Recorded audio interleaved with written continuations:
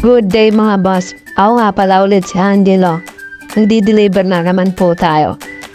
Ngayon para sa ating mga buhay. Kumain niya po pala ako dyan. Sa mga nagpapa-shoutout nga pala sa ating dyan. Isa-shoutout yun na kayo ngayon. Shoutout nga pala kay Willie Boy. Sabay ako. Tsaka sa kumpare ko na si RB. Kumakain muna kasi ako niya. Naligo na kasi ako niyan eh. Kaya bago may malis. Niready ko na yung pagkain ko yan. Matingin tropa akong napaka-pogi. Eto, kamukha ni JC Di Vera, ang kambal. Ano? Di ba na may tsura? Napaka-pogi niya, no? Napakatindi. Noo pa lang. Ni-slow motion natin yan. Arawidangin ayun Pauline tropa ko niyan. Kumpare ko nga rin pa na yan. Lagi nga mula bumibisita dito sa akin. Siya gusto daw niya makita lagi yung ibon ko. Ayun o, may dala pa siyang bato ako, itang-kita. Para papakainin na yung kalapati niya. Kala niya kasi, nagpalipad na ako. Kaso hindi pa ako nagpalipad eh. Kasi nga babiyahe tayo. Kailangan natin ngayon maghanap buhay eh. Kasi sa anak ko talaga yan, hindi naman talaga sa akin yan. Ako na lang patuloy kasi bili yung anak ko. Tapos papabayaan niya lang din eh.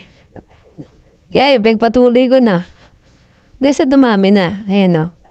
Kawawa rin naman kasi nga papabayaan ko eh. Kaya tinuloy-tuloy ko na yung pag-aalaga nito. Sayang din. Tsaka napapakinabangan din namin. Nabibenta ko rin kung may kailangan. Ba may mga bumibili, may pupunta rin din dito sa akin mga gustong bumili. Sa mga gusto nga palang bumili ng kalapate, puntahan nyo na ako dito. Mga gandang klase yan. Quality bird tawagin yan. Ayan, nagdeliver na nga po pala tayo dyan. Hindi. Para sa hanap buhay natin. Ako muna kasi ngayon nagtatrabaho kasi. Pahinga muna ngayon, asawa ko. Gawa nung nagpadoli sila eh. Yan, tamang deliver ulit tayo. Hintay tayo ng buhay ulit. Kaya nakakuha na ako ng buhay nga pala. Pero pala dati pala ako empleyado rin dati. Sa mga warehouse tsaka SM din. Kasi nagawa ng 6 months lang din tayo sa kontrata natin eh. Kaya naisip ko na lang mag-deliver. Dito kasi wala akong boss eh.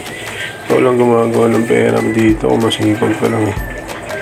Kaya dun siya, maaga ka pa nakaka-uwi dito. Kota ka na. Wala pang hapon, wala pang gabi, wala pang 8 hours eh. Nakakapag-uwi ka na eh. Kaya mas pinili ko na talaga ito mag-deliver. Tsaka araw-araw pera ko dito eh. Hindi na kahit pa paano nakapag-deliver pa dahil. Dito ko na tatapusin to. Bye-bye.